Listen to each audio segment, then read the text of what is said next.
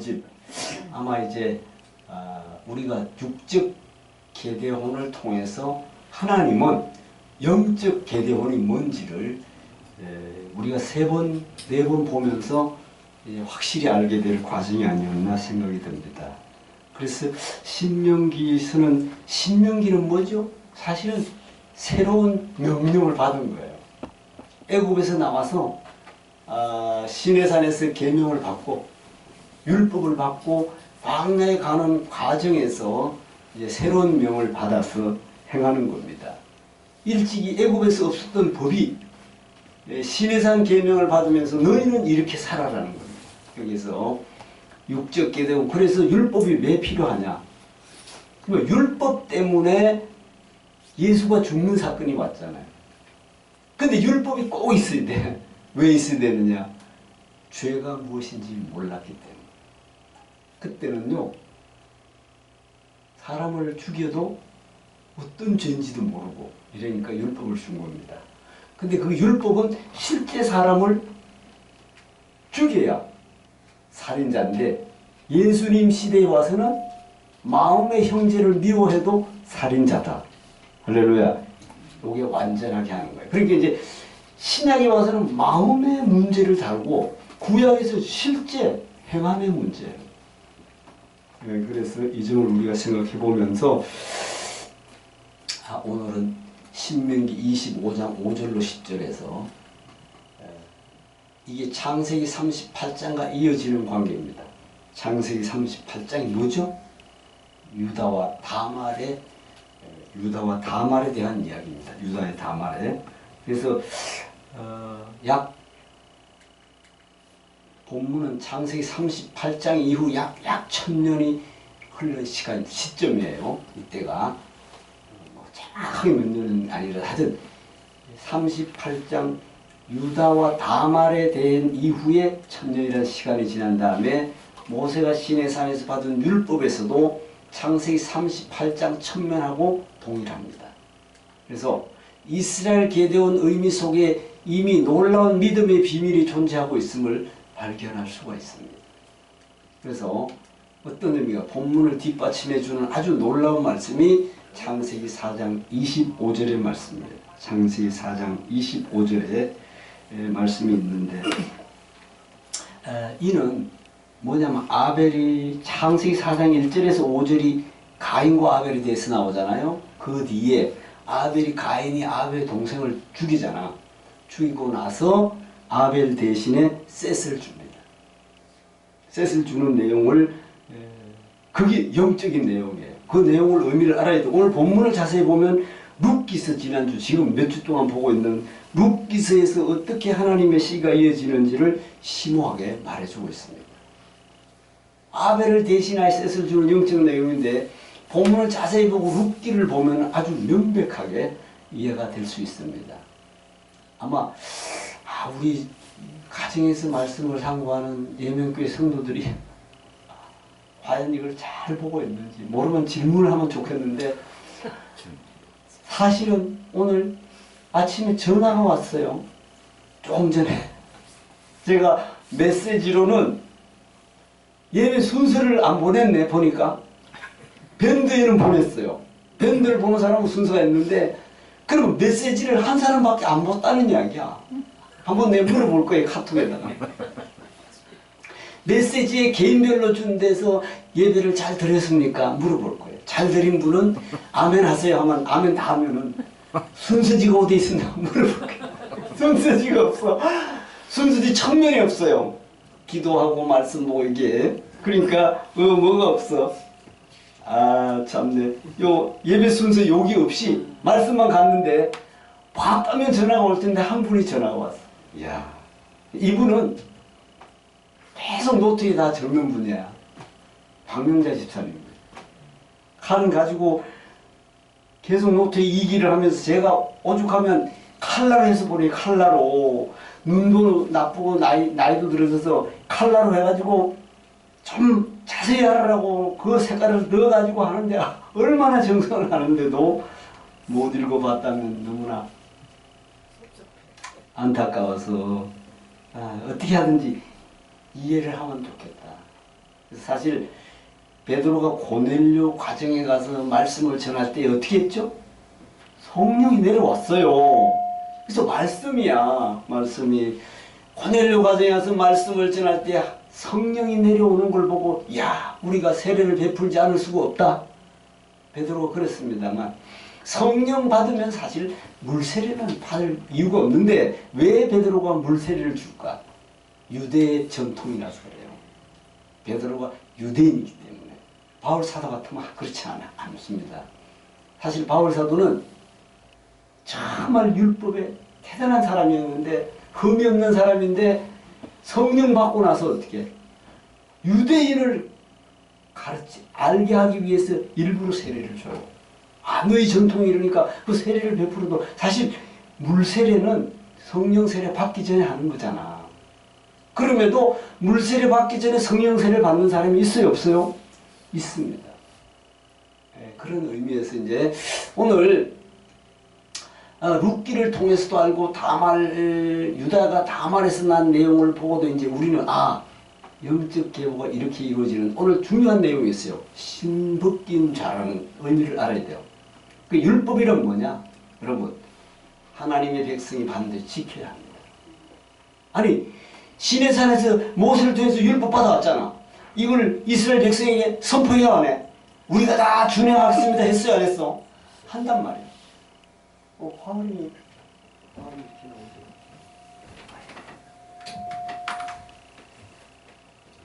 나오죠.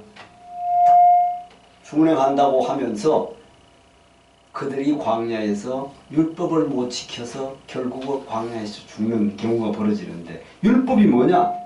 율법을 준 이유는 죄가 무엇인지를 알게 하기 위해서 주셨는데 더 중요한 것은 반드시 지켜야 돼. 지키지 않으면 어떻게 가나안을 못 들어가요. 그 점이 율법이란 여기서 이제 구약의 율법이란 뭐냐를 정리합니다. 사실은 반드시 하나님의 백성 지켜야 하는데 율법이 없었던 38장 내용을 명백하게 뒷받침해 주는 율법이 없었잖아요. 그때는. 그지? 모세 전의 일이니까 율법이 없었잖아요. 그러면 어떤 문제야? 신명기 24장 1절로 10절에 이어지는 룻기서에 어떻게 하나님의 씨가 이어지는지 연결시켜 줍니다. 이제 우리가 신명기 4장 룻기서에서도 보면은 거의 유사하게 말이 나오는데 한 번씩 여러분들이 꼭 읽어볼 필요가 있어요. 그래서 오늘 본문은 마태복음 22장 23절로 33절로 명확하게 연결해 주고 있으면 너무나 놀라웁니다. 이 마태복음의 신약에 와서 예수님이 제자들에게 하는 말씀을 우리가 꼭 한 번씩 일부러 본문을 우리가 한번 읽어볼 필요가 있고요. 형제가 다 죽고 없을 때는 어떻게 건족이에요. 가장 가까운 건족에게 기업을 주잖아요.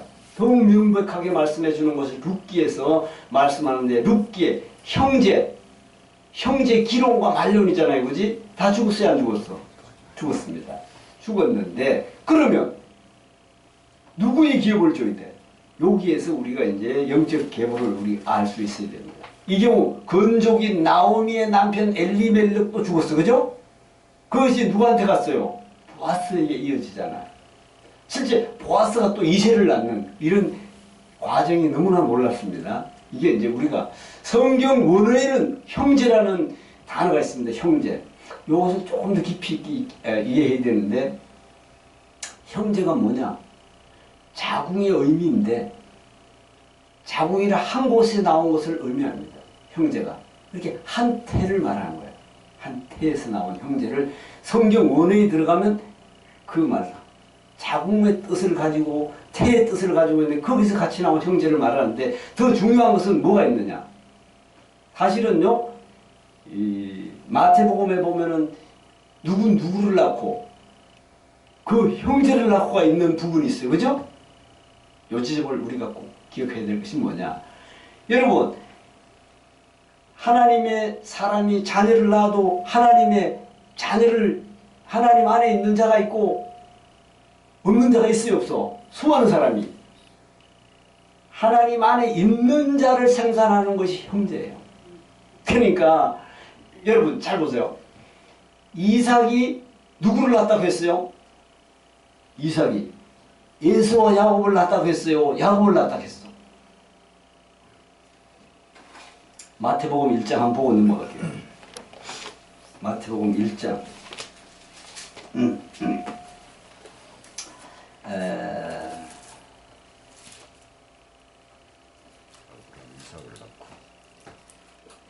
자, 1장에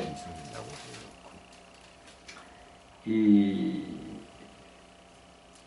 3절에 아니 2절. 자, 2절에 아브라함이 이삭을 낳고 이삭은 누굴 낳았어요? 야곱을 낳고 에서와 야곱을 낳았다 하지 않을까? 하나님의 백성 안에서 끊어진 자야. 그러니까 하나님의 계보만 이야기하는 거예요, 지금.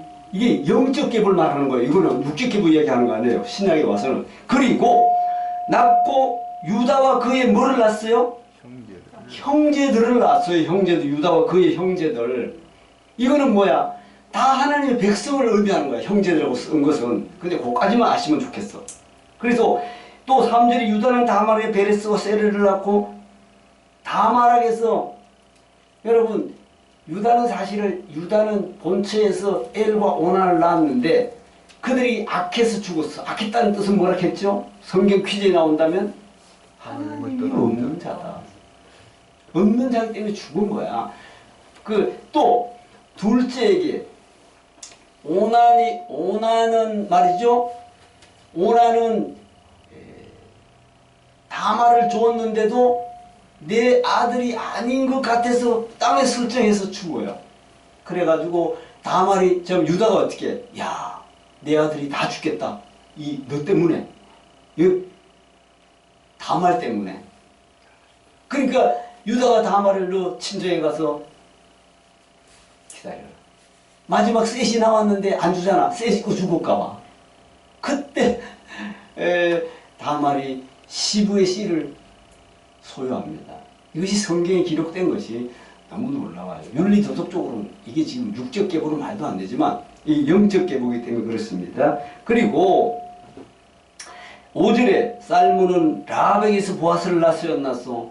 그게 라합이 뭐야? 라합이 여리고성의 귀생이었잖아. 귀생을 통해서 보아스를 낳습니다. 근데 그 보아스가 루스에게서 어떻게 해?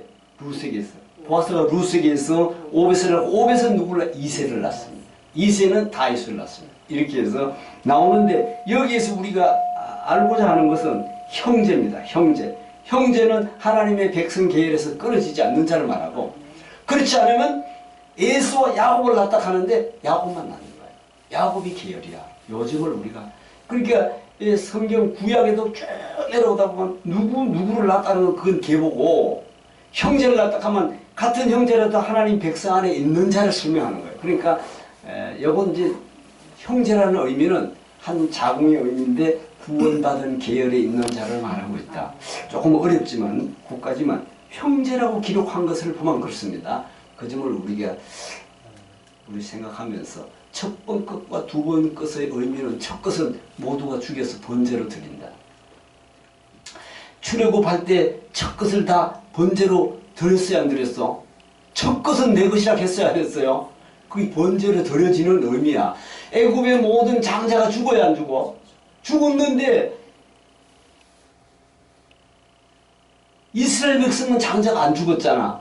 그게 무슨 뜻이에요? 내 것이다. 그래서 그게 사실 드려지는 존재야. 의미적으로 그래요. 항상 두 번째 것으로 첫 것은 죽어서 번제로 드려지고 두 번째 걸로 다 되는 거예요. 두 번째 거. 예, 그게 쉽게 이야기하면 여러 가지가 많아요. 처음에 사울 왕이 있는데 사울 왕보다 다윗 왕이다. 그죠? 세례 요한보다 예수다. 육적 예수보다 성령 예수다. 이게 꼭 바뀌어야 돼. 뒤바뀌면 돼야 돼요. 그걸 거듭난다는 의미예요. 그래서 구약을 잘 보면 다 첫 것은 두 번째 것으로 하나님 나라가 이루어져요. 뭐든지. 그리고 우리도 옛사람이 있는데 옛사람 나는 죽었어. 새사람인 나로 다시 태어나야 돼. 할렐루야. 이걸 우리가 좀 이해가 필요합니다만 나중에 이제 어느 정도 충분히 이해할 거예요. 그래서 번제로 드려주고 어떻게 해요? 여기서 첫 것은 반드시 죽지 않으면 두 번째가 존재하지 않아. 무슨 뜻이에요? 내 옛사람이 있는데 옛사람 그대로 있으면 두 번째는 없잖아요. 아, 나는 죄인이었구나. 나는 죄인이었구나 해가 옛사람이 죽어버리면 새 사람이 성령이 터치하는 우리가 될 줄로 믿습니다. 이 점을 우리가 꼭 기억하시고 본문에서 반드시 내가 죽을 때 영적 계보로 이어집니다. 잘 보세요. 지난주에도 말씀드렸지만 아브라함이 100세가 가까워지니까 몸이 죽었어요, 안 죽었어? 죽었다고 사라가 이야기했어요, 안 했어요? 사례가? 그때 이삭을 낳아야 했나?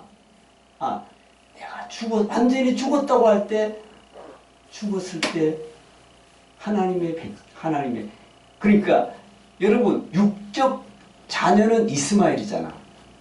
근데 영적 자녀가 뭐야? 이삭이야. 그래서 아브라함이 무슨 소망이 있냐고 여기에 사례가 이야기할 때 명년 이맘때에 내가 아들을 낳으리라 할 때 웃었잖아. 그런 일이 어떻게 있을 수 있습니까?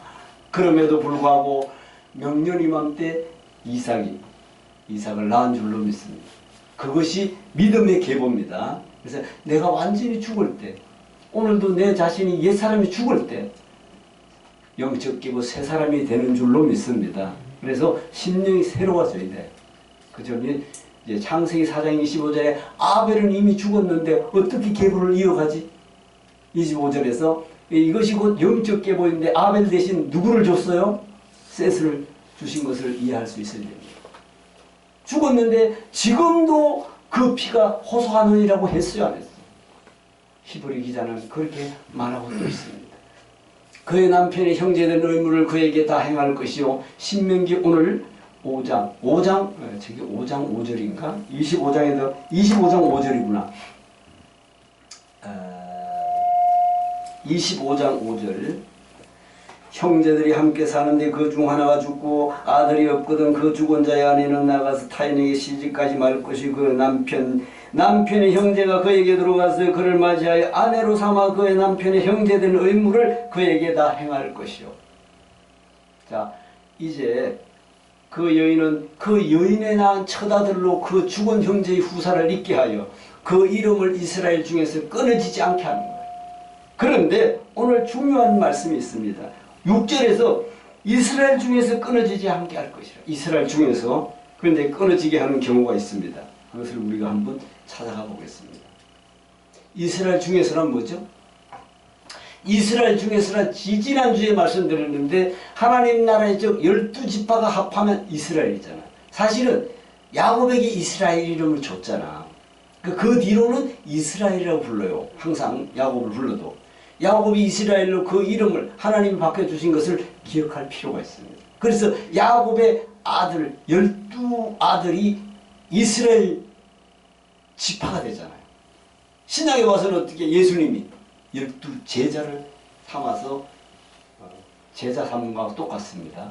그래서 이스라엘 중에서란 뭐죠? 하나님 나라여서 그 뜻이고, 그러나 그 사람이 만일 그 형제의 아내를 취하기를 즐겨하지 아니하거든 형제의 아내는 오늘 본문을 읽기만 해도 충분히 이해가 가요. 여기에서 7절에 그러나 그 사람이 만일 그 형제의 아내를 맞이하기를 즐겨하지 아니하면, 자, 잘 보세요. 즐겨하지 아니하거든. 그 형제의 아내는 그 성문의 장로들에게로 나아가서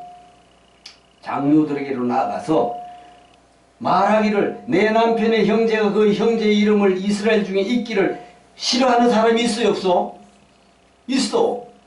싫어하여 남편된 형제의 의무를 내게 행치 아니하나일 거다 할 것이요.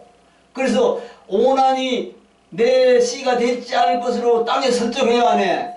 그 똑같아요. 아주고는 내가 싫어하는데 나 대를 잇기 싫어하는 사람이 있단 말이야. 똑같은 잇기 싫어하는 어떻게 의무를 내게 행치 아니하겠습니다. 안 하고 싶다 이 말이에요.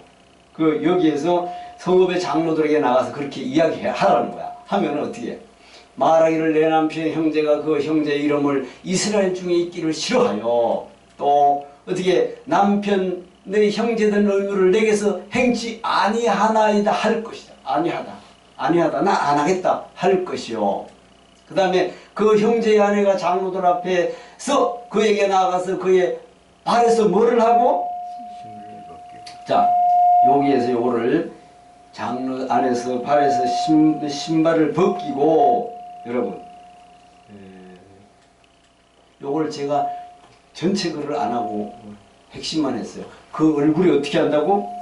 그 얼굴에 9절에서 그 형제의 아내가 장로들 앞에서 그에게 나가서 그의 발에서 신을 벗기고 그 얼굴에 침을 뱉으며 이르기를 그 형제의 집을 세우기를 절개하려 하는 자에게 이같이 할 것이라 하고, 자, 이같이 할 것이라 할 것은 이스라엘 중에서 그 이름을 신벗기운 자의 집이라 칭할 것이니라. 10절에서 말하고 있습니다. 신벗기운 자가 뭐야? 구원받지 못하는 자를 말하고 있잖아요. 그래서 자, 그러면 룻기서 돌아가면 시간이 많이 걸리게. 룻기서에 룻이 보아스의 기업을 받는데 보아스보다 건족이 있어요, 없어요? 보아스보다 건족이 있을까 없을까? 있습니다. 있어서 보아스가 어떻게 하느냐? 나보다 건족이 있는데, 건족이 더 가까운 친척이 있는데 내가 당신과 기업을 받으면 하나님 앞에 불법이야. 그래서 성문에 나가서 나보다 건족한테 당신이 이야기를 해보라. 그렇게 그 건족이 나에게 유익이 없을까봐 받지 않겠노라 해요. 그때 보아스가 받습니다. 요즘을 요거 조금 시간이 걸려도 룻기서를 한번 가서 보고 넘어갈까? 그러면 여러분이 충분히 이해가 갈 것 같아서 룻기서 4장으로 한번 가볼까요? 요걸 보면은 충분히 이해가 될 것 같았어요. 자, 룻기서 4장 4절로 룻기서 4장 4절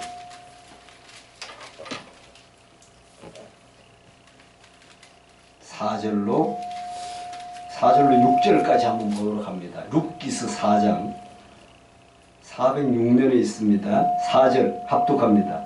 내가 여기 앉은 이들과 내 백성 장로들 앞에서 그것을 사라고 내게 말하여 알게 하려 하였노라.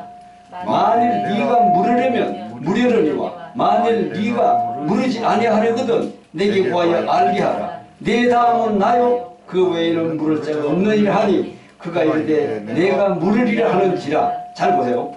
보아스보다 건족이 물으리라 하는지라 했는데 5절에 보아스가 이르되 네가 나오미의 손에서 그 밭을 사는 날에 곧 죽은 자의 아내 모압의 교인 루색에서 사서 그 죽은 자의 기업을 그의 이름으로 세워야 할지니라.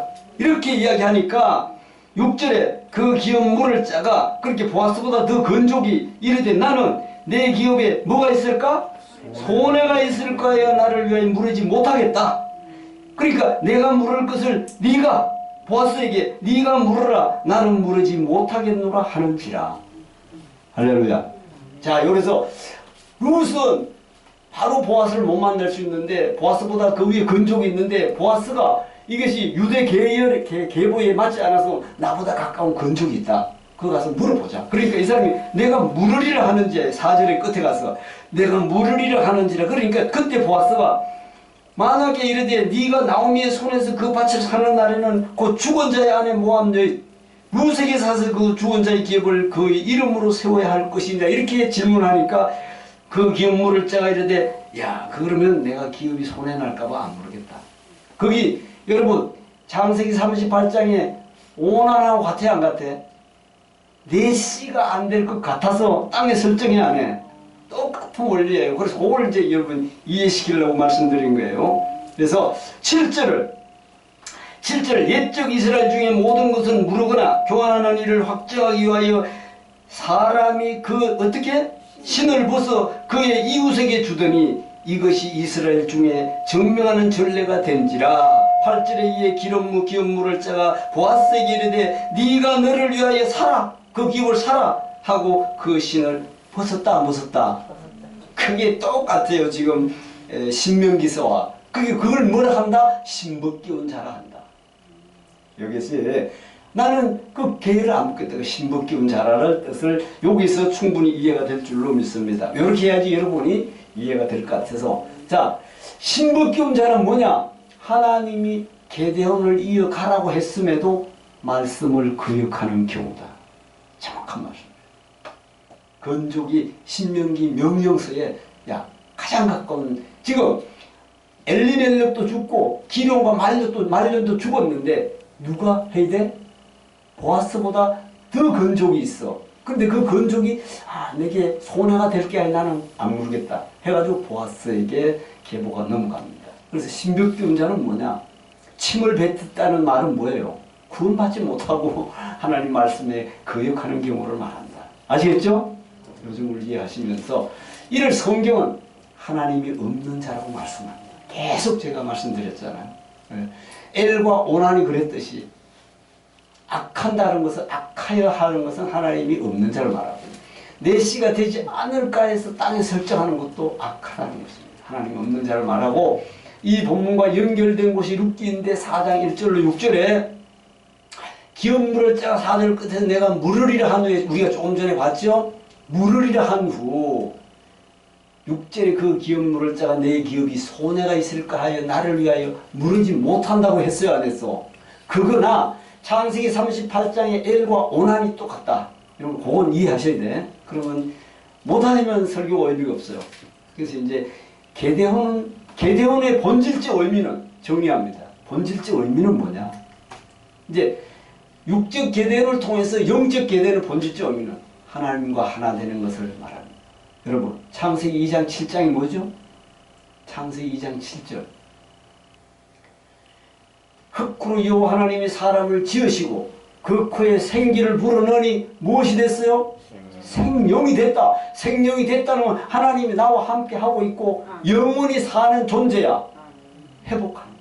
다시 신약으로 오면 어떻게? 성령이 나와 함께하다 임마누엘 됐다. 똑같은 말씀이에요. 그게 하나님과 하나 되는 것. 창세기 2장 7절에서 3장 7절의 선악과를 따먹으로 2장 7절이 깨졌어요.